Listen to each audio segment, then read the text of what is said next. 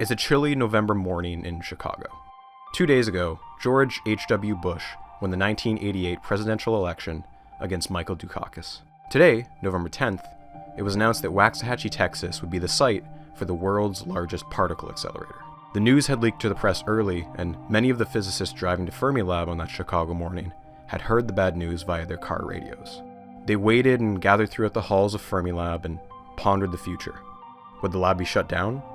What about their jobs? Later that day, around noon, they found themselves sitting in the main auditorium, where the lab's director, Leon Lederman, was going to address the disappointing news. Just a month earlier, Lederman had won a Nobel Prize for work he did in the 60s. Expecting a somber speech, the audience erupted into a fit of laughter when Lederman donned a comically large cowboy hat. After the noise died down, Lederman began to read his speech. Much like George Bush 2 nights earlier, he had 2 speeches prepared. One for the best case scenario, and one for the worst. Lederman began by expressing his disappointment in the site selection, and like many of those there, he maintained that Fermilab would have been a better location to build the Superconducting Super Collider. As for Fermilab's future, he reminded the crowd that the SSC wouldn't be up and running until at least the year 2000, and that in the meantime, Fermilab's Tevatron would remain America's biggest collider. They had 10 to 15 good years left in them. Not to mention, they would likely play a key role in R&D for the SSC. But despite his assurances, the crowd was always going to be gutted. As he wrapped up his speech, he put the cowboy hat back on and left the crowd with a final message in his best Texas accent. Call me Tex.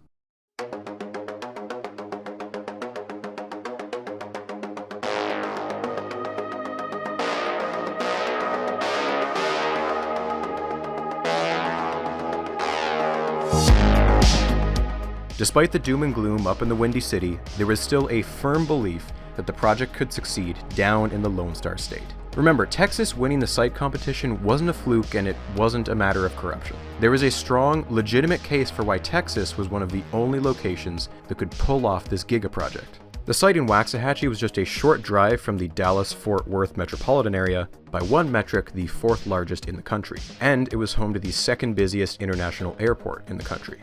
But most importantly, Texas was big and Texas was rich. At this time, in both population and gross state product, Texas was 3rd and was likely to overtake New York within the next decade, leaving only California in a league of its own. And for a multi-billion-dollar project like the SSC, you needed a wealthy state willing to hand over some cash. And that's exactly what Texas lawmakers did. During the site competition, state lawmakers promised over $1 billion in funding. But at the same time, you could make a lot of the same case for Chicago, Illinois, also one of America's largest cities. Texas had one big advantage though.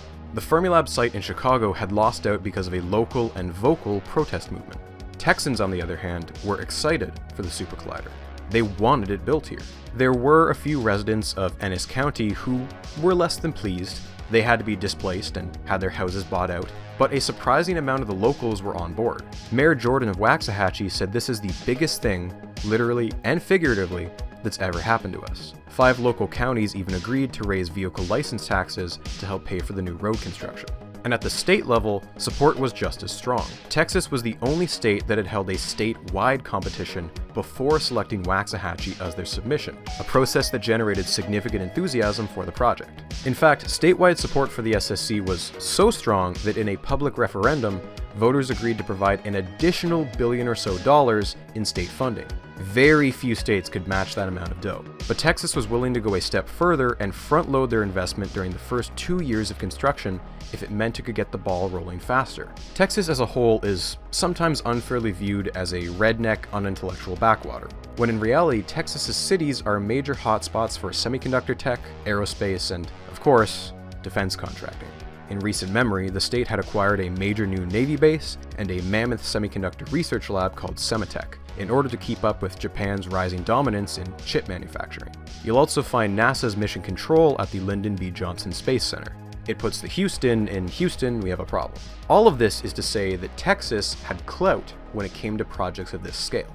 And a large part of that is due to Texas's presence in Washington. Take it from Joe Barton, congressman for the Ennis district where the SSC was going to be built. We've got 27 congressmen, 2 senators, and a president. If any state can do it, Texas can do it. You could make a strong case that Texas was the single most influential state in all of Congress and it wasn't just a sheer numbers game, although that certainly helped. True power in Congress doesn't just come from votes. One yay in a sea of nays isn't gonna matter much. At least in this time period, Texas was one of the few states that could be counted on for bipartisan cooperation. In fact, it was the only state that held bi-weekly luncheons attended by members of both parties. Additionally, Texas Democrat Jim Wright was Speaker of the House. The Speaker has the power to make committee assignments and controls what bills get sent to what committees.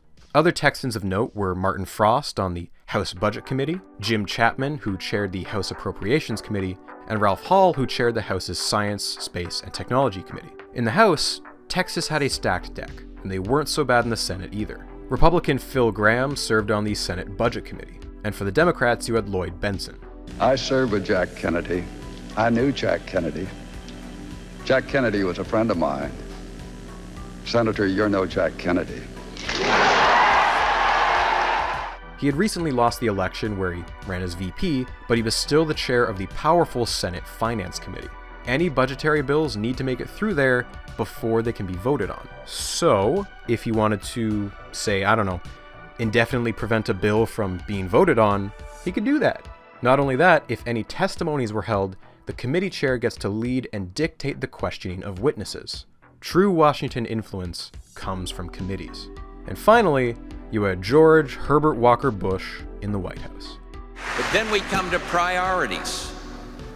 The Super Collider is big priority, a big part of our investment in America's future. And when you talk basic research, this is the Louvre, the pyramids, Niagara Falls, all rolled into one. And where once we reach for the moon above to explore new frontiers of our universe, soon we'll begin to tunnel below to learn about the fundamental question of science, how our universe began. His support for the project had less to do with him being a Texan, and more so that the SSC began under Reagan when he was VP, and it would be bad optics to change his mind now. And if you had Bush on your side, you also had his presidential veto. Sure, Congress could vote to kill the SSC, but as long as they didn't have a 2/3 majority, Bush could veto any budgetary bill as a last line of defense. Of course, Texas is just one state, and even with all their influence, they can only do so much. They needed other states on their side. Texas had won the lottery.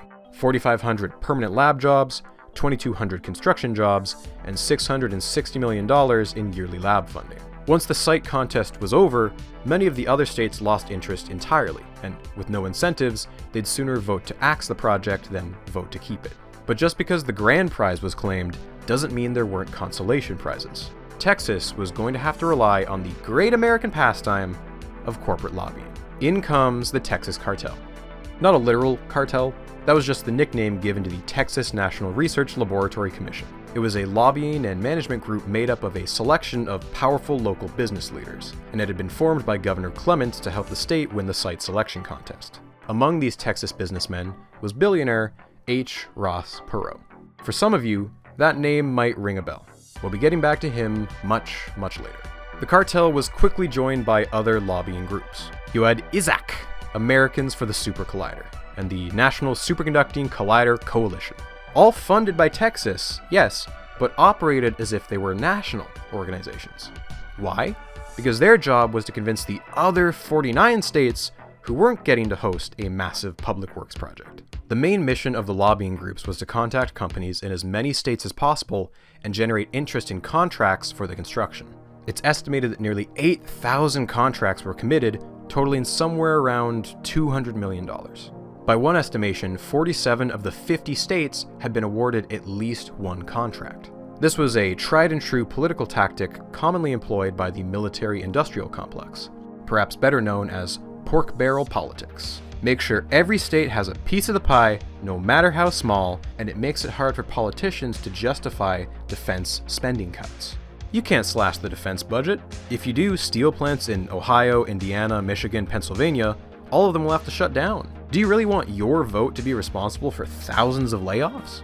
Of course, by sheer coincidence, many of the most lucrative contracts were awarded to states who had senators and congressmen who just so happened to have seats on appropriations committees, budget committees, science committees, etc. Hey, aren't you the senator from Louisiana? Say, Would you and your constituents be interested in a magnet plant? See, we need a lot of magnets, and you want jobs for your people to make some magnets. I feel like this would be a mutually beneficial arrangement. After months of the cartel greasing just the right wheels in Congress, the House and Senate agreed to allocate nearly $500 million towards construction. This budget wasn't without any speed bumps, though. A group of 3 congressmen had proposed an amendment asking to delete construction funds and allocate less than half of that for more R&D to give more time to find international partners for the project. The House voted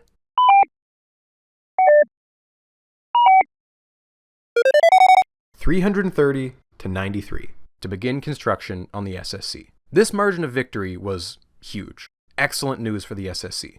The SSC had officially gone from R&D blueprint to an active project. After the crushing disappointment at Fermilab, there was a clear path forward.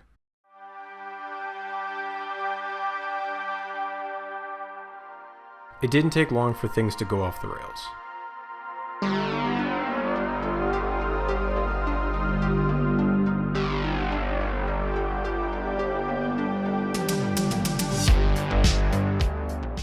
Director of the SSC lab, Roy Schwitters, was faced with his first major dilemma.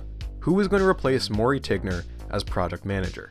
Maury's technical knowledge of the project had been unrivaled, and the loyalty of his staff was fierce. Losing him also meant losing many of his loyal employees, resulting in a knowledge gap during the transition from California to Texas. But that wasn't the only thing not to make the transition. One of the key elements missing from the project management was a cost and control system. These days, it's practically a given that any major project in both the private and public sectors will employ a robust tracking software to keep tabs on timelines and budgets. But in the late 80s, with computer use still becoming mainstream, physicists weren't widely using them yet. On the contrary, many physicists actively resisted using such a system, as they viewed it as another layer of bureaucracy and micromanagement that was keeping them from their actual work. In hindsight, not implementing a tracking software was a disaster waiting to happen.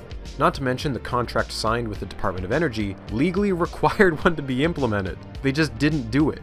Back in the R&D days under Maury Tigner, there had been a successful system being used, but with no one to bring it over, it evaporated into thin air. Roy Schwitters needed a strong second in command, someone who could handle the day-to-day stuff while Schwitters focused on working with Washington. While searching for a permanent replacement, Doug Puett stepped into the role and made attempts to implement this system, but faced firm pushback from physicists who hated the system because they viewed it as micromanaging. Even senior managers like Helen Edwards kept making excuses to avoid using it. But this was a multi-billion-dollar project and would very much come back to bite them later. Eventually, Schwitters found his ideal candidate and set his sight on Richard Briggs, who had led an accelerator program at Lawrence Livermore Labs. Now, Briggs was a competent guy, but bureaucrats in the DOE, specifically Robert Hunter, saw things differently. Hunter thought that Briggs lacked the ability to manage such a large-scale project, and blocked his appointment to the deputy director position. This kneecapped his authority, making it hard for Briggs to get anything done. But to a certain extent, Hunter had valid concerns. The price tag for the SSC sat at around $15 billion, nearly 25 times more expensive than Fermilab's Tevatron. Hunter was insistent that the management team needed someone who had experience managing billion-dollar projects, possibly someone from a military-industrial firm. For all these reasons, Hunter made it his mission to wrestle away control from the physicists, and make sure that the DOE and the government as a whole had final say on many aspects of the project. The physicists eventually got fed up with this and elevated their concerns all the way up the food chain to the Secretary of Energy, where they argued that their signed contract granted them the autonomy to manage the project themselves. Lucky for them, the new secretary agreed, and Robert Hunter was pressured to resign in order to relieve some of the tension. This meant that Richard Briggs could finally be confirmed as deputy director/project manager. But Robert Hunter would later be vindicated. As the months wore on, it became clear that Briggs was less suited to being project manager than some had hoped, and Schwitters decided to let him focus solely on being deputy director and bring back Doug Puett to be acting project manager. If you're keeping track here, this is Doug Puett's second time being acting project manager. And again, Doug Puett would try for a second time to implement a cost management system, but reluctance from the physicists prevented it from catching on a second time. To make matters worse, the two private companies that had been brought on because of their experience with military contracts were turning out to be disasters. Unmitigated disasters. In a memo from one of the SSC board members, EG&G and SFAREDUP were flooding the place with people, most of them incompetent or poorly suited to the tasks they were being assigned. SFAREDUP was supposed to be handling construction, but according to some of the physicists, they'd been sending their third-rate employees to Texas, who would otherwise have been laid off. In fact, SFAREDUP seems to have outright lied about their company's qualifications. They had been brought on to dig the tunnels for the project because they had worked on the Baltimore Harbor Tunnel. Except, it seemed like they had zero experience digging tunnels. I don't know how that happens. The company as a whole was so incompetent that their executive, Robert Bobbins, who had been named Director of Conventional Construction, was forced to resign within months. His replacement, Lew Smith, was also forced to step down soon after. The SSC management opted to outright terminate the contract of SFAREDUP, leaving a handful of physicists to have to step in and manage the construction themselves until they could find a new company to take over. The other company, EG&G, was in charge of general administration and technical support. They weren't nearly as incompetent as SFAREDUP, but due to scheduling delays, their employees had very little to do except twiddle their thumbs and collect a paycheck. It's said that EG&G also tried to implement a cost and control system, but this attempt also failed. Worst of all, though, the long delays led to yet another departure from the management team. Bruce Chrisman had been assigned to handle administration, but he had opted to return home to Fermilab, leaving many unfinished tasks in limbo. For those keeping score at home, it is May 1989, and all but 2 of the original managers have either resigned or been forced off the project. That left Roy Schwitters as director and Helen Edwards as head of accelerators. Now fortunately, Helen was an ideal pick for her role. She had been one of the lead designers of Fermilab's Tevatron, but she had the unenviable task of adapting the design plan first drafted by Maury Tigner before he left the project. Tigner's plan had been purposefully generic, as the Texas site hadn't yet been chosen, and it was Edwards' job to adapt it to Texas. But during this process, she had come to the realization that a lot of changes were going to have to be made. Tigner had chosen a risky design. He wanted magnets with an aperture size of 4 centimeters. This is risky because magnets have a sweet spot of sorts, kind of like a tennis racket. The bigger the racket, the bigger the sweet spot for hitting the ball. The magnetic field is the most uniform in the direct center and quickly deforms near the edges. A larger magnet aperture of 5 centimeters would fix this, so it'd have a larger sweet spot. But it would be more expensive to manufacture because it's bigger. And also the diameter of the total collider would have to be extended by a few kilometers. She simply viewed the 4 centimeter magnets as too risky. If Tigner was still with the project, maybe he could have pulled it off. It was his design after all. But this was Edwards' job now, and she wasn't confident that she and her team could pull it off, so she wanted to go with a safer, more conservative, but also more expensive option. Ultimately, Roy Schwitters listened to Helen Edwards, and he was on board with the magnet change. So now it was up to him to convince the bigwigs in the Department of Energy that they needed $4 billion more. Just sweep it, just a little bit. But since Reagan left office, Bush had appointed an entirely new team of bureaucrats to head up the department. And the new Secretary of Energy had some strong opinions on how the SSC was going to be managed from here on out.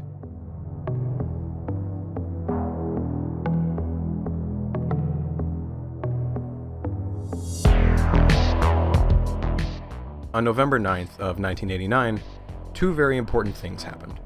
Number 1, the Berlin Wall came down. Number 2, Roy Schwitters visited Washington to deliver some very bad news to the new Secretary of Energy, a man who wasn't exactly in the mood for bad news because of the first thing.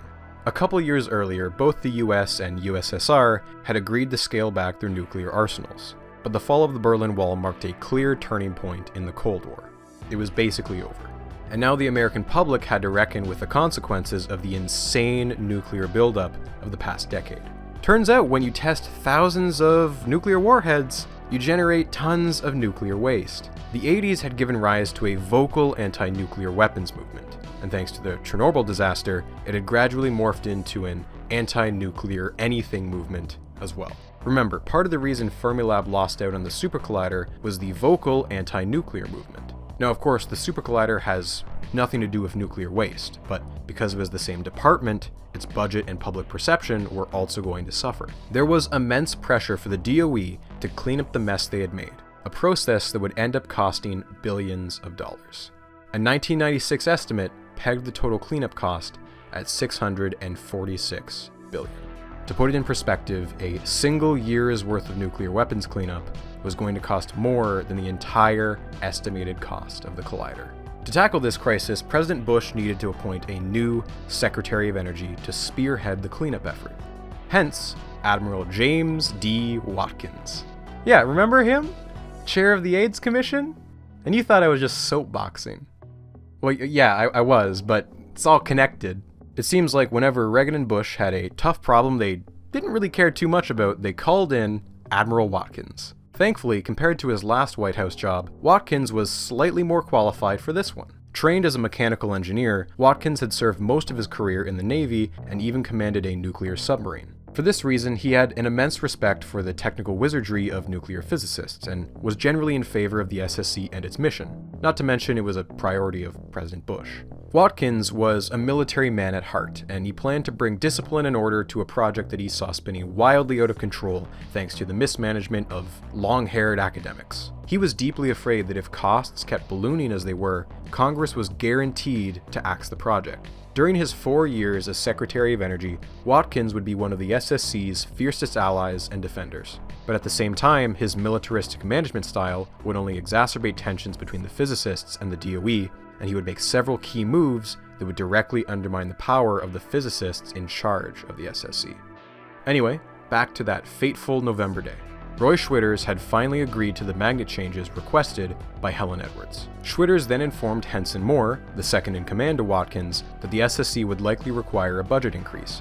Apparently, Moore's response was, either we're going to build it for the figure we agreed on, or we're not going to build it at all. When Admiral Watkins learned of the required cost increases, he apparently, to use an expression I'm just now hearing for the first time, he became non-linear.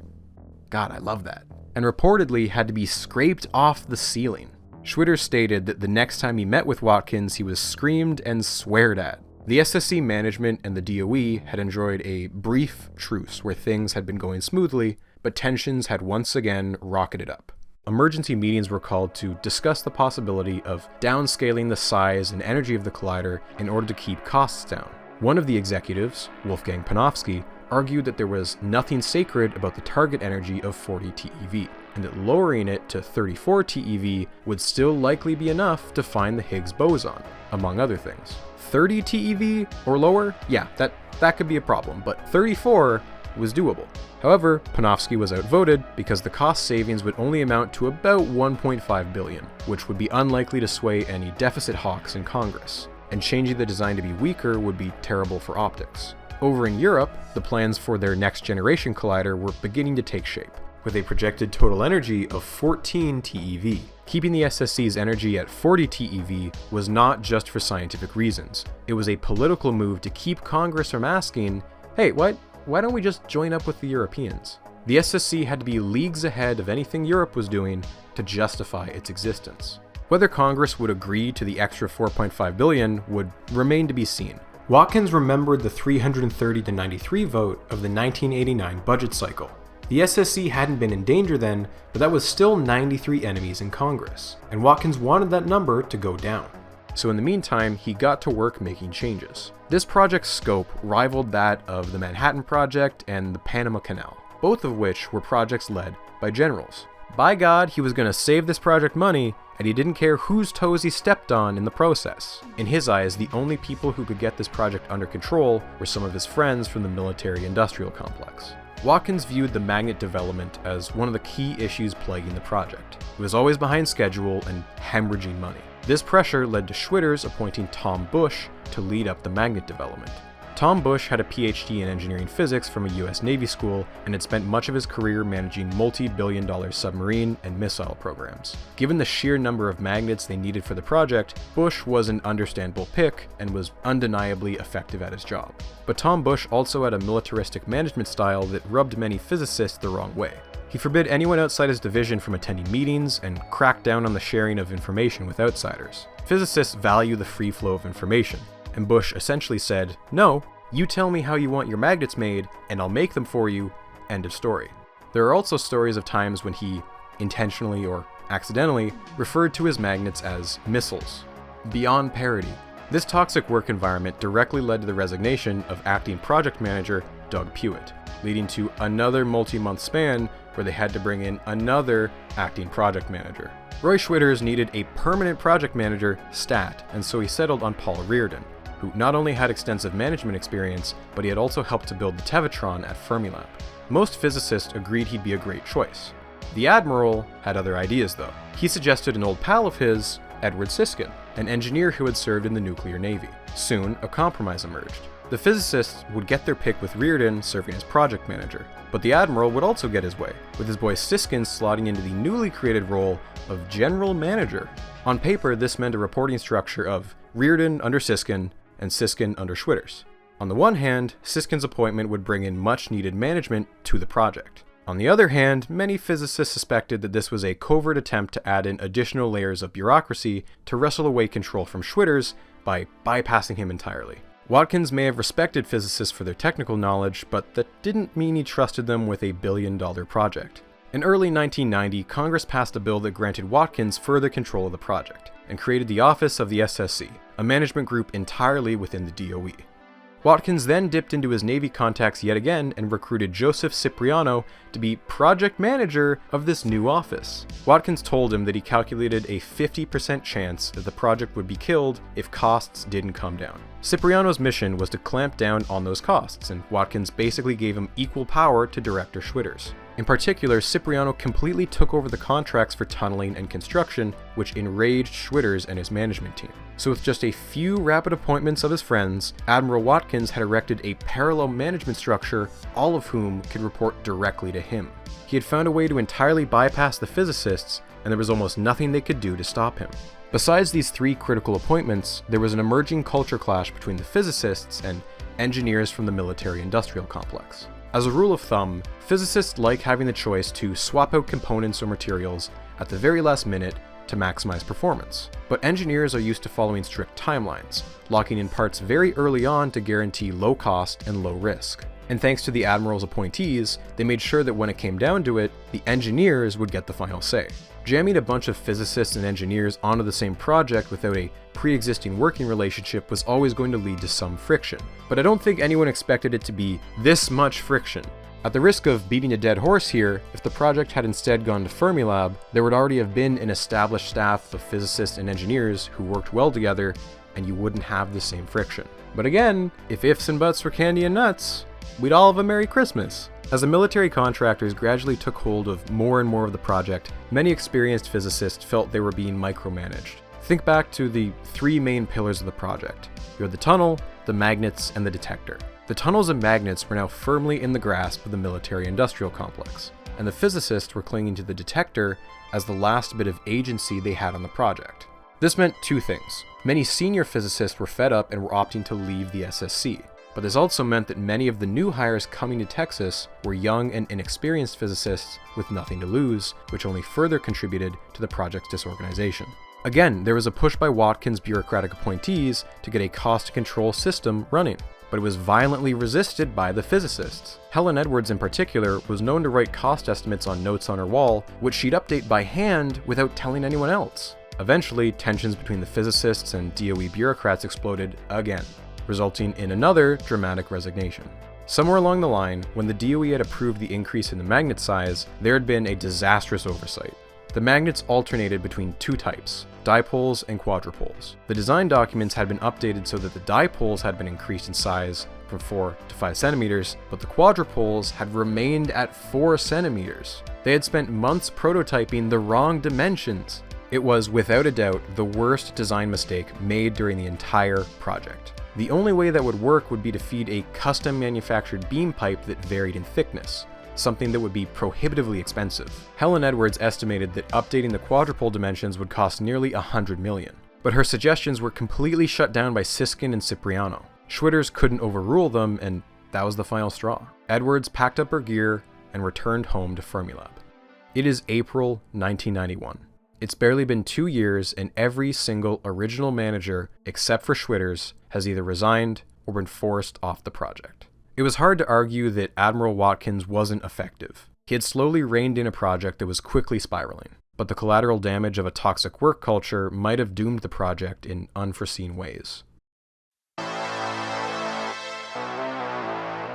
Now, it's important to keep in mind that while all of this was going on, the SSC has not been lurking out of the public eye.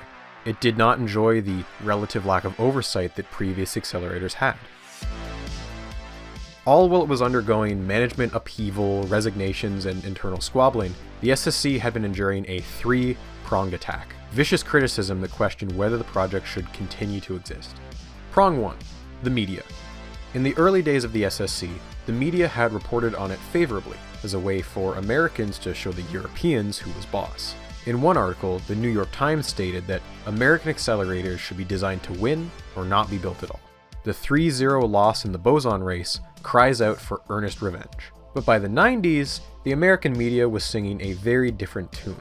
The average journalist lacked the scientific knowledge to write about the goals and capabilities of the project, and therefore wrote about the parts they did understand, the ballooning cost and growing mismanagement. So it should come as no surprise that the average American perceived the project as an ever-expanding money pit, and not the next step forward when it came to understanding the universe. Even science-focused media wasn't especially kind to the project.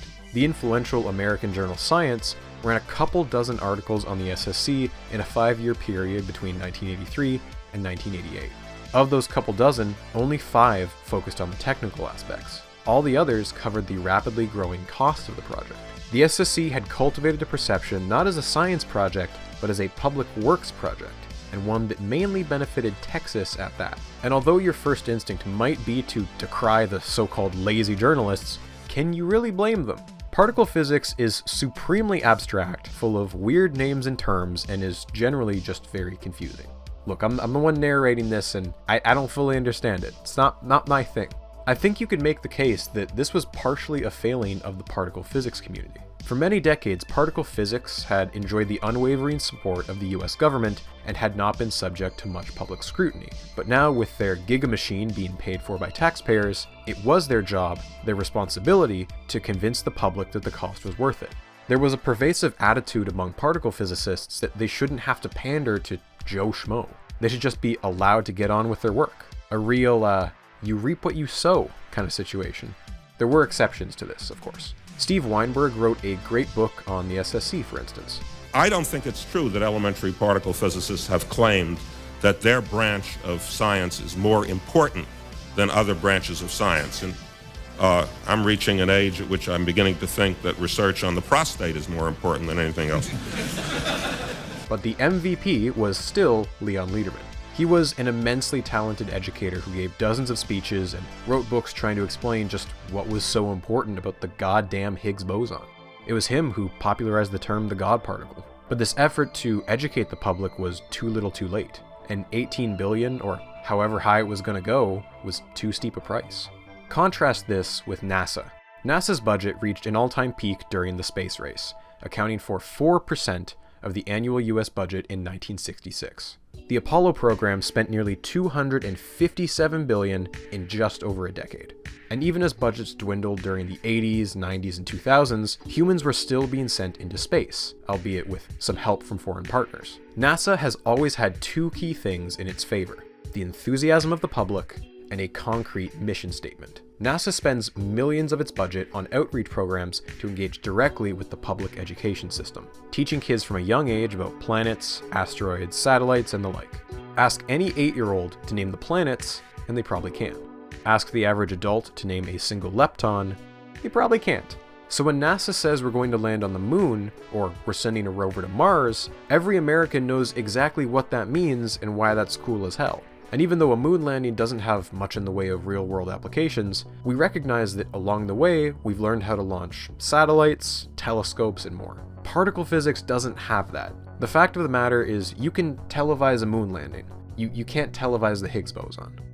And that leads us to Prong 2, other scientists. Simply put, there was an ongoing civil war between big science and small science. Big science meant billion-dollar gigaprojects like the SSC, the space station, and sequencing the human genome. Big ideas that were meant to showcase American competitiveness, but with no clear short-term payoffs. Small science, on the other hand, was everything else. The niche, unexciting research that is, nonetheless, the backbone of innovation and progress. Unfortunately, small science was often critically underfunded or not funded at all.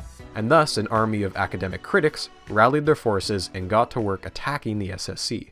Mr. President, how about experts in the private sector? What is their view of the SSC program? And here is how they ranked them. Number 1 was the Human Genome Project. Number 2 was the National Aerospace Plane. Number 3 was the space station. Number 4 was the Strategic Defense Initiative. And number 5, the Superconducting Super Collider. In other words, Mr. President, America's corporate scientists rated the SSC dead last in terms of its benefits for our national competitiveness.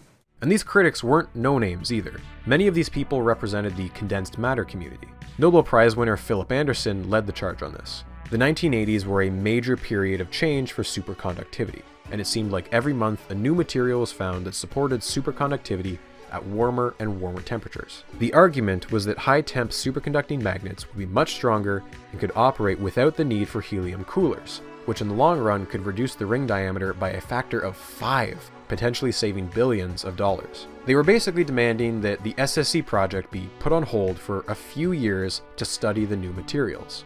2 separate academic panels investigated the topic, but ultimately found that it could delay things by anywhere from 4 to 8 years. A delay this long could ultimately kill the project, and thus it was decided to move forward with the current magnets. In retrospect, I should note that to this day, no such breakthrough in room temperature superconductors has occurred. And just a few years later, Philip Anderson had gone from wanting to delay the project to calling for its outright cancellation. He was joined by a few other big names. Big science has gone berserk. The American Physical Society, an influential organization within the field, was forced to edit its official position on the SSC, otherwise the condensed matter community was threatening to leave. And thus the APS made the delicate change from "we endorse the SSC" to "we endorse the SSC if it gets finished on time without hurting the funding of other subfields." As part of its marketing campaign, SSC proponents had made a big deal about the many potential spin-off technologies that could arise from any discoveries. They touted concepts such as better MRI tech or high-speed maglev trains. This was widely seen as a slimy tactic, as particle physics was at best tangentially related to these offshoots. Doctors who today announced that protons from the giant atom smasher will be used in medical treatment. The time of the gentleman has expired. My friends, this site will use the protons from the Super Collider to cure cancer. This is the future of America. This is the project we ought to support. Vote down this amendment. Gentleman's time has expired several times. Everyone agreed that the SSC would be excellent for physics, but its critics didn't think it should come at the expense of every other field. And can you blame them? The SSC was getting more money each year than dozens of other labs combined. A lot of these attacks were being done in public through newspaper editorials and interviews. But the most dangerous part was that they were also testifying in front of Congress. And Congress was listening. Gradually, these big science detractors were gaining allies within both the Republican and Democratic parties. Remember how I made a big deal about just how influential Texas was? Well, Texas had made a few enemies. Texas faced criticism from other smaller states, generally from the Northeast and Midwest, for what they perceived as favoritism towards a wealthy and privileged state. During the military buildup under Reagan, many states in the so-called Sun Belt benefited, as they were a hotspot for defense contracting companies. The Rust Belt, on the other hand, stagnated as their economies depended heavily on manufacturing jobs that were being undercut by countries such as Japan. So what better punching bag than Texas? After all, Texas was already home to several major national projects, and it wasn't uncommon to hear these bloated projects referred to as Texas pork. And this coalition of smaller states was led by a rival that was nearly just as influential as Texas, Illinois. Just a reminder, Illinois was home to Fermilab, which had just narrowly lost out on the bid to build the SSC. Following the announcement of Texas winning, tensions had flared up, but a truce had emerged. The SSC wasn't going to be operational for much of the 90s, which meant that in the meantime, Fermilab still had America's best accelerator, and it needed to stay competitive during this time. The conditions of the truce were simple. If Texas's members of Congress voted to support Fermilab projects, Illinois' members of Congress would vote to keep funding the SSC. And this truce had managed to hold for 2 years. But as Congress entered the budget cycle for 1991, they hit a speed bump. Fermilab needed an upgrade if it wanted to stay relevant, so work had begun on a project to boost the energy of the Tevatron's main injector, an upgrade that would cost $81 million. a comparatively humble number next to the $1 billion requested for the SSC that year. In the House, one of the SSC's allies, Congressman Bevel, called a closed-door meeting of his Appropriations Committee. Whatever emerged from that committee would be the likely budget for the year. The SSC team waited with bated breath. A day later, the news came. It was not good. The SSC had its budget slashed, $200 million less than requested by President Bush. But while Texas at least had some hope to cling on to, Illinois was gut-punched. All funding for the main injector upgrade had been zeroed out of the budget. None. In retaliation, an Illinois congressman proposed taking the $80 million from the SSC and directing it to the main injector, but that amendment was defeated. Too late though, the damage was done. Texas and Illinois were at each other's throats. The uneasy truce had crumbled. Illinois was looking out for their own interests now. Do you remember that old 330-93 vote?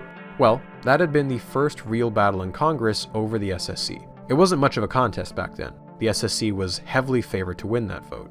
But that resistance had been orchestrated by a ragtag bipartisan alliance full of some of the fiercest deficit hawks in the entirety of Congress. And they had slowly been gathering allies. Three of the major players were Rust Belt Democrats: Michigan's Howard Wolpe, Ohio's Dennis Eckhart, and Wisconsin's Dan Obey. All high-ranking members of their respective state delegations who had seen their hometowns suffer economically for the past decade. The most recent addition to the team was Kansas Democrat Jim Slattery. Mr. Speaker, when we talk about this question today on the Super Collider, those of us who are opposing the Super Collider aren't doing so because we're against scientific research. And let me point out that the chairman of the Science, Space, and Technology Committee in 1992 also said, and I quote, "To fund this project would require massive reductions in other critical science programs, including other high-energy physics programs." Keep that in mind, my friends.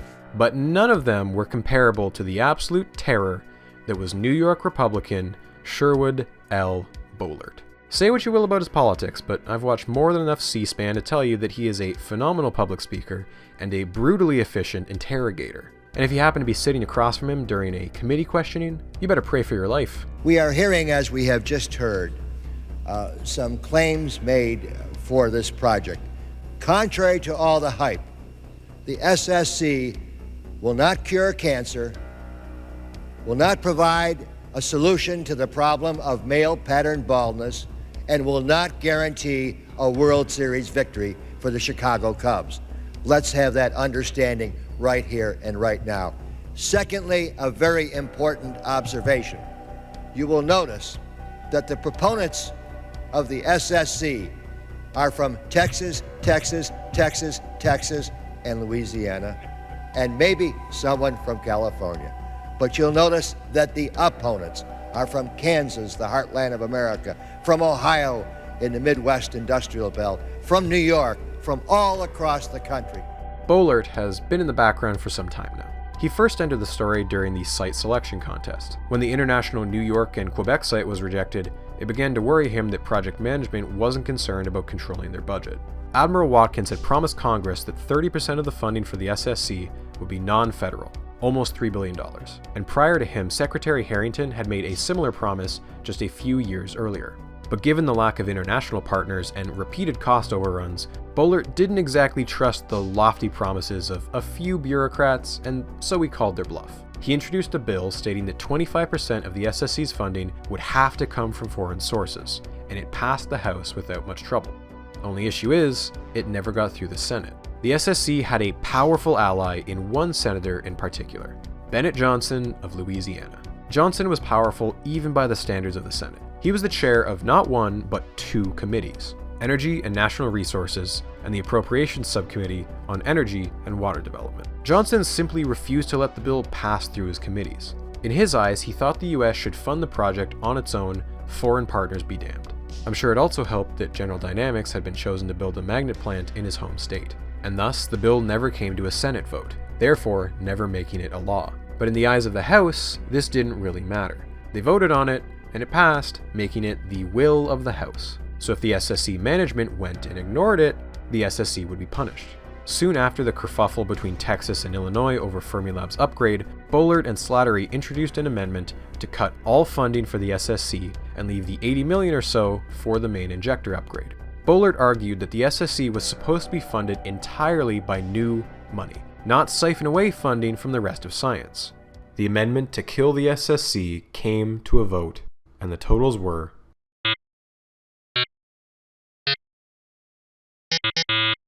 251 to 165. That's good. We're good. The SSC is still safe. Slattery's amendment was always going to be a long shot, but the margins were shrinking at an uncomfortable rate. 2 years earlier, in 1989, the equivalent vote had passed, 330 to 93. Somewhere in those 2 years, the SSC had lost 80 supporters. And if you look at a map of where the votes came from, it's easy to see. Green shows states where they were in favor of the SSC, gray is neutral, and red is against. The Sun Belt and the Rust Belt were at war, and their generals were Texas and Illinois. Now that was just the House, and the budget still had to make it through the Senate. The SSC's budget slid into the Senate at a meager $885 million. Luckily, they still had their powerful ally in Senator Bennett Johnson, and thanks to him, the bill emerged from committee with an additional $150 million lopped back on. The SSC budget survived the Senate vote 62 to 37. But still, it was hard not to worry about future votes.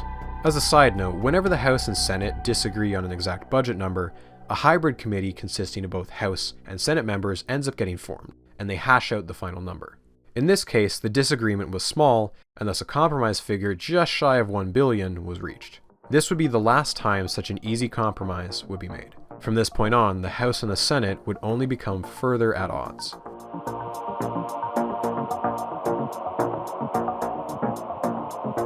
Anyway, the Soviet Union collapsed. Not all at once, mind you. A few economic reforms over here, a wall getting torn down over there, a saucy little attempted military coup, you know, one of those. And wham bam, thank you ma'am, now you've got yourself 15 new independent nations, an economically drowning Russia, and a big hole where there used to be a big bad villain, TM. In the blink of an eye, the US government had lost its major justification for why it was spending so much money on its military, and by extension, overly ambitious Cold War-era science projects like the SSC. With the Soviets gone, who were we trying to beat? Not to mention, America was deep into another recession. Due to deregulation that began under Carter and continued under Reagan, a real estate bubble backed up by fraud led to over 1,000 savings and loans companies folding. Funnily enough, Texas was home to nearly half of these. At the time, it was the largest economic crash since the Great Depression. This was only worsened by losing trade wars with Europe and Japan, which undercut American manufacturing. Finally, the country was still stuck with the tedious cleanup of nuclear waste generated from a decade of Reagan and Bush's defense policies, a process that was soaking up a large portion of the DOE budget. For the first time since the end of the Vietnam War, Bush was finally scaling back the defense budget to a sizable degree. And the hope of many was that the decreases in the military budget could be used to fund other programs. These were the so-called peace dividends. Ideally, this funding would be diverted from war to address literally any other problem. Healthcare, education, jobs. So what do you think happened? Text the number on screen with your answer. As part of its deficit reduction policies, Congress erected a firewall between military and civil spending. A decrease in one couldn't be used to fund an increase in the other. Congress had crushed the hopes for a peace dividend. Funny how it always works out like that. Now, for Bush, as former head of the CIA and his Secretary of Defense Dick Cheney, these military budget cuts were like pulling teeth. And for all the aforementioned reasons, his polling numbers weren't doing too great either. If only there was something he could do to kill two birds with one stone. With the Soviet Union actively disintegrating, the US needed new supervillains to focus its ire, and thus began a pair of extremely short, hot conflicts that were used as a showcase for all the fancy high-tech death toys that had been originally intended for the Soviets. The Gulf War, Desert Storm, or the First Iraq War. Basically, Saddam invades Kuwait over what is supposedly oil field disputes, and Bush assembled a UN coalition to kick him out with a side of relentlessly bombing Iraq's infrastructure and sanctions that drove the country to a state of starvation. And don't mistake this for the Simpy for Saddam power hour. It's just a little questionable that George here had such a change of heart after spending the last decade lending Saddam money, illegally selling him rockets, aircraft, and chemical weapons supplies, defending his human rights abuses, and silently cheering him on when he was invading Iran. Following Desert Storm, Bush's polling numbers shot up to a peak of 89%, a level that made Democrats wonder if it was even worth running a candidate in '92. And it helped to cement US influence in a region of the world that was previously off limits due to the long shadow cast by the USSR. And most importantly, Bush had found a new way to justify his increased military budget and its corresponding R&D funds. Would he be able to create a similar justification for the $18 billion total cost of the SSC? Probably not. And that meant only one thing was likely to save it. Someone else would have to split the bill. Foreign funding was a serious chicken and the egg dilemma. Congress had wanted firm foreign commitments before handing over major project funds. But other countries were waiting in the wings for Congress to commit to the SSC before they risked any money on the project. After months of waffling, Congress finally gave in and began funding the project mainly because of promises from multiple secretaries of energy. But several years had gone by and still not a single foreign contribution had materialized. This wasn't playing well with people like Congressman Boehlert. Remember his will of the House pseudo-law? Go against the will of the House and you'll be punished. So what exactly was the problem? Why were other countries so reluctant to join up with the project? Let's dive down into some specifics. Europe. This one's easy. The majority of European countries were either a part of CERN or planning on joining. CERN had its successful LEP collider up and running, and talks were underway for the oft-mentioned upgrade that would allow it to collide even larger particles. Large hadrons, if you will. The SSC simply had too much of an overlap when compared to CERN's projects, simple as that. So if not Europe, who else was left? Canada was considered given that they are right next door and the US's closest trading partner. However, talks didn't lead anywhere. Canada's physics budget is barely a fraction of the US's, and most of it was already going to their Triumph facility in Vancouver. It also didn't help that Canada was still a little insulted by the outright rejection of a proposed New York-Quebec site years earlier. It wasn't even especially far-fetched. CERN is built between France and Switzerland, but still, the idea was shut down by the Reagan admin and had left a bad taste in Canada's mouth. Besides America's usual allies, pretty much every country you could think of got asked to join the SSC. South Korea seemed promising, and India had locked in around $100 million with the DOE. A good start, but only a drop in the bucket. To give you a sense of how desperate things were, the DOE was considering contributions from Russia and China. Yes, that Russia and that China. In Russia's case, the economy was, how can I say this? A garbage fire. So cash funds weren't feasible. Instead, it was suggested that Russia's dirt cheap manufacturing could be used to produce components at massive discounts, and those discounts could be viewed as their cash contributions. The same labs once used to develop ballistic missiles would now be used to build detector components. A Russian physicist at the SSC joked by saying, "Why, this is nothing new. For many years we made high-precision components for delivery to the United States." Unsurprisingly, this proposal was not popular in Congress. So you're telling me that instead of creating American jobs during a recession, you want to send those jobs to Russia? The SSC was having an identity crisis. It was somehow an America first, American-led, America-made project, while simultaneously also trying to become an international center for scientific cooperation. Odds were if a Nobel Prize came out of the lab, it'd be awarded to 3 Americans, a prospect that wasn't too appealing for non-Americans. There was even a really funny incident where the Bush admin was considering renaming the SSC to the Ronald Reagan National Accelerator Lab, aka the Gippertron. This was immensely unpopular with those working there because it would only further politicize a lab that was in desperate need of international partners. Thankfully, the Bush admin seemed to lose interest in this idea, much to the relief of the academics. In effect, America was saying, hey, we're building a gigantic metal monstrosity in Texas, and we want other countries to pay for it. It was a diplomatic strategy that did not find very much success. Thankfully, America learned its lesson and has never tried anything remotely similar ever again. But I've intentionally left out one country who seemed to be the most realistic hope for getting a true international partner for the SSC. A country with active support for physics, a strong economy, and with no existing commitments to another collider. The SSC's hopes depended on Japan. So why Japan? Well, outside of Europe and Russia, Japan was the only other nation with a major accelerator lab, Keck. Even better, the current Prime Minister was Toshiki Kaifu, who had previously been the nation's Minister of Science. If anyone in the Japanese government would be sympathetic to a giant accelerator project, it'd be him. Diplomatic feelers had been put out to gauge Japan's interest in the project, and they were mostly positive.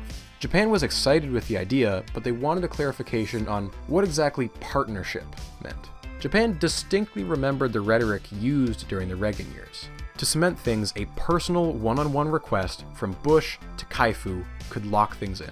Expectations were that Bush would ask at their upcoming summit in Houston in July 1990, but no presidential request was ever made. Oh well, there's still plenty of time. Like at their next summit. Nope. Huh. Okay, their next one. Still nope. Next one? Oh my god. Are you for real? Finally though, for reals this time, Bush and Kaifu publicly announced that the SSC would be a topic at their next summit in November 1991. Bush even sent a letter to formalize things. Finally, after months of dancing around the issue, some actual progress was going to happen. So anyway, Prime Minister Kaifu was forced to resign by a coalition of 3 powerful factions within the Liberal Democrats. Kaifu had belonged to the weakest faction of his party and only rose to prominence because he was a Mr. Clean candidate, untarnished by recent scandals plaguing the actual top players. He was replaced by Prime Minister Miyazawa, a politician who was much less sympathetic to scientific interests. His past political appointments included Minister of Finance, Director of Economic Planning, and International Trade and Industry. In other words, someone who was going to play hardball when it came to money.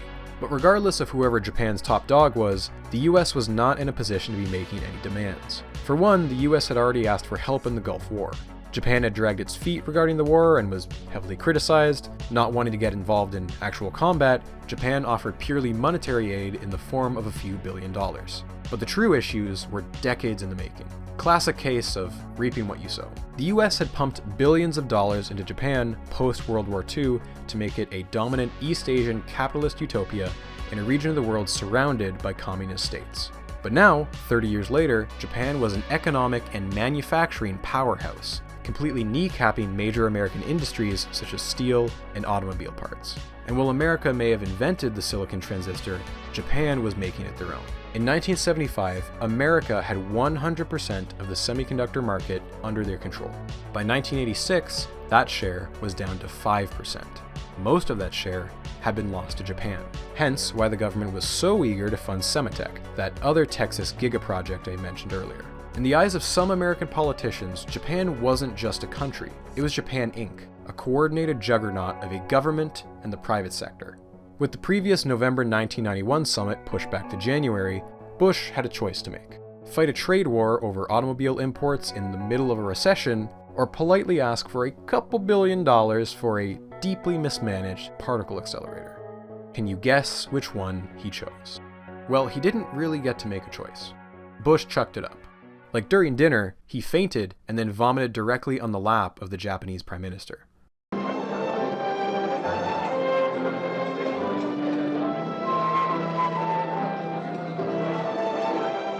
The incident quickly became a running joke on late-night TV.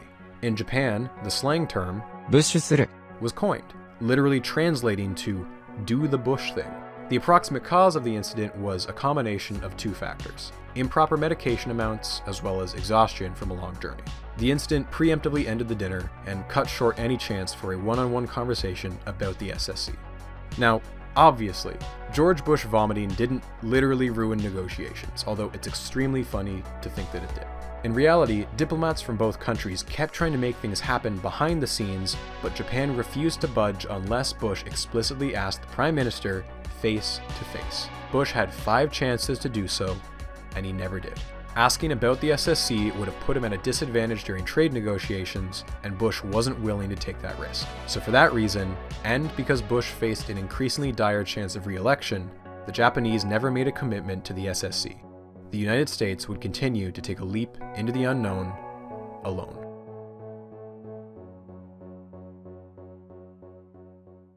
As 1992 progressed, things seemed to settle down for the SSC. In fact, some things were actually going right. The work culture at the Texas site was finally seeing some successes. John Rees had just been appointed project manager, the 6th and final person to fill that role, ending a 5-year-long revolving door that had plagued the position ever since Maury Tigner first left it vacant. The previous project manager, Paul Reardon, had spent months butting heads with Edward Siskin in what some people described as having swords drawn. Thankfully, Rees and Siskin were able to get along, ending what can only be described as a complete boondoggle. And Siskin had finally managed to institute a cost-tracking software. Can we get a hell yeah in the chat? And there were even a few victories on the technical front. One building was finished, with another set to be built, and the contract had finally been awarded for the tunneling. The hope was that it would commence in fall of 1992. And if this last one doesn't make you sigh with relief, I don't know what will. They'd gotten the magnets to work. Mass production would soon follow. Clear roads ahead. It was this renewed sense of hope that carried them into the budget cycle of 1992. June 17th.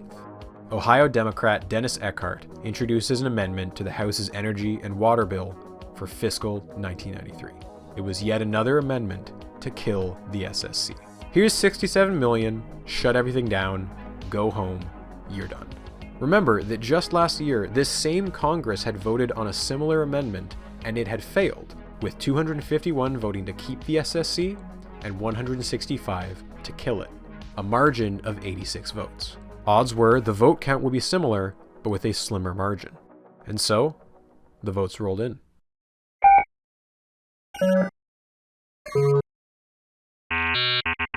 $232, $181. Okay, not the worst. Again, the margin was slowly disappearing, but it was still a win for the SSC. That's what I would say, except the totals were swapped. Hopefully, you feel just as dumbfounded as the SSC supporters did. They'd walked into this vote taking for granted that they'd have another year to get the project back on track. But in just 1 year, 70 members of Congress had changed their vote. The margin had gone from positive 86 to negative 51. Again, looking at the state level, a trend was clear. Illinois and the Rust Belt was against the SSC and gaining supporters by the day. Texas and the Sun Belt were slowly losing allies. And we spent 3 days in hearings, and I guarantee you not he or any of the scientists excited us one iota about this project. I asked him, what do you hope it'll do? He couldn't tell me. Well, what might it do? He couldn't tell me. And finally, he summed it up by saying, well, if we don't do it, the Europeans will do it.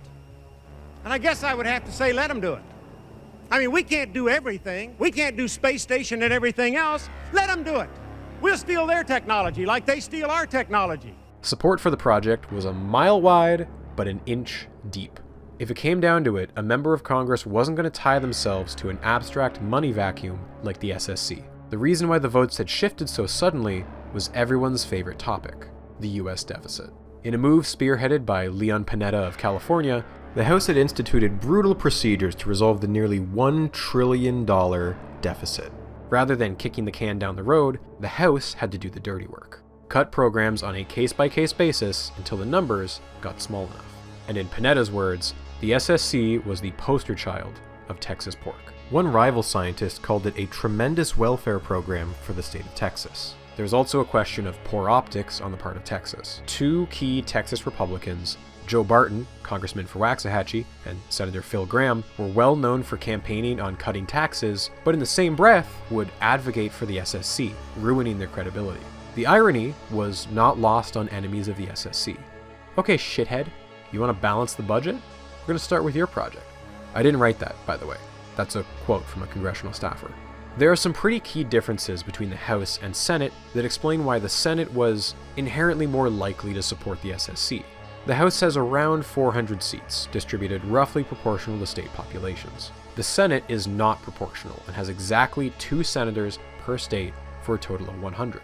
But also, House members face re-election every 2 years and represent small congressional districts. Senators face re-election every 6, and they represent entire states. House members have to worry about the immediate concerns of their local constituents, and thus might be inclined to cut projects that don't help their districts. Whereas senators have the benefit of being able to take less popular votes that consider the long term. And it was the general attitude in the Senate that the SSC, despite its price tag, was a solid, long-term investment in American productivity. That being said, it wouldn't be an easy fight.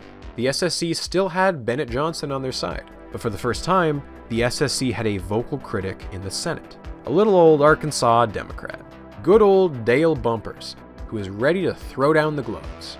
Now here, there is one physicist in the country that will tell you that he knows that the Higgs boson exists and that after we spend probably $20 billion erecting this monstrosity that we're going to find it. Half the gross national product of today's America is made up of discoveries of the last 30 years. Half of it. And we can make this, you know, we can say, as Senator Bumper says, these secrets of science will be there 50 years from now or 100 years from now.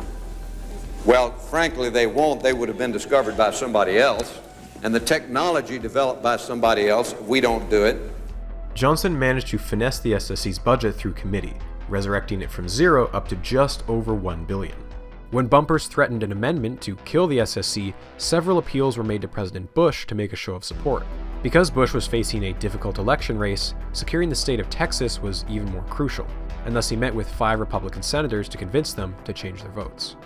And so, after hours of testimony and debate on the Senate floor, the votes came in.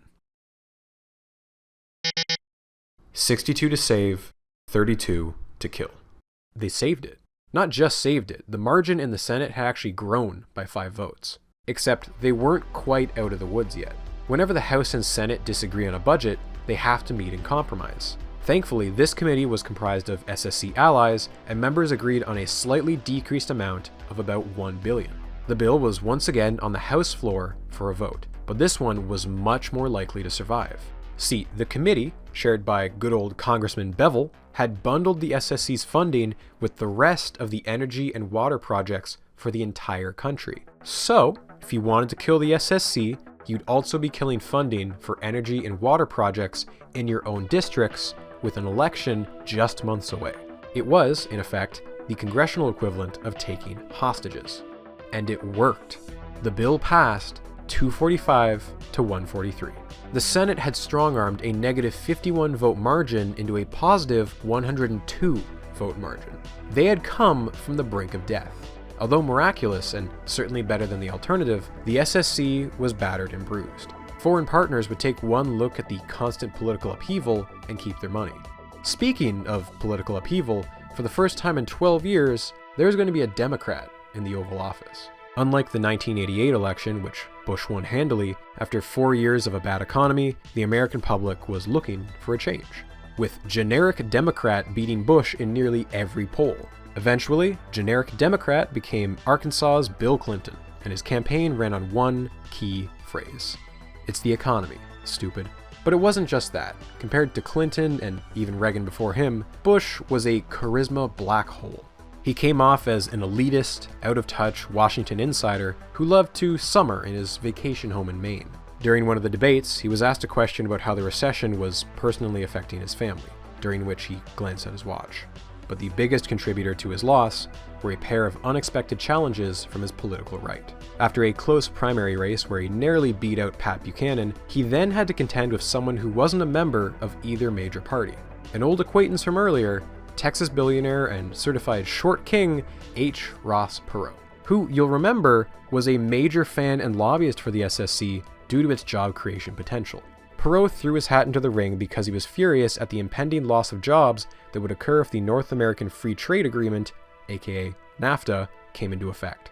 The final vote totals were 43% for Clinton, 37% for Bush, and 19% for Perot. The best ever election result for a third-party candidate in US history. If you run the exit polling numbers, Clinton would very likely still have won the election even without Perot taking votes from Bush. But it's fair to say that Bush had a much tougher campaign.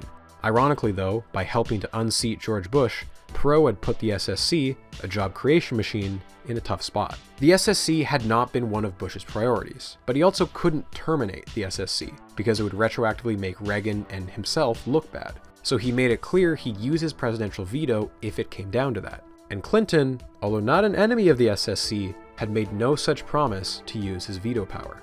Bill Clinton wasn't the only new face in Washington. Joining him was a record number of freshman House reps and senators. In fact, it was the largest number of freshman members of Congress since the post-Watergate midterm elections. And regardless of whether they were Republican or Democrat, they shared one key thing in common.